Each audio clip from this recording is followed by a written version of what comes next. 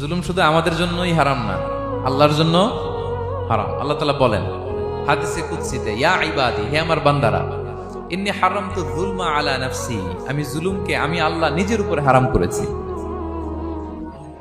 ওয়া জাআলতুহু বাইনাকুম মুহাররামা, এবং এই জুলুমকে তোমাদের উপর হারাম করেছি। ফালা তাযালামু, তোমরা একে অপরের উপর জুলুম করো না।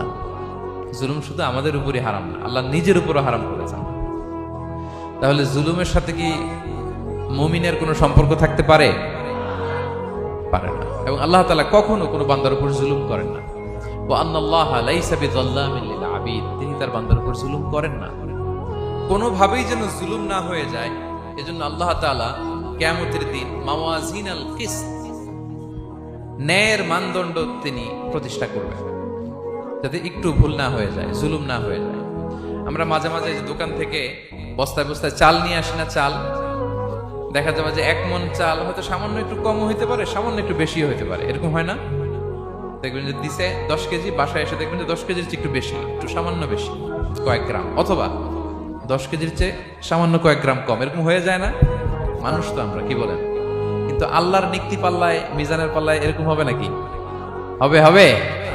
আল্লাহ বলে না, মাওয়াজিনাল কিসত, ন্যায়ের মানদণ্ড সেটা।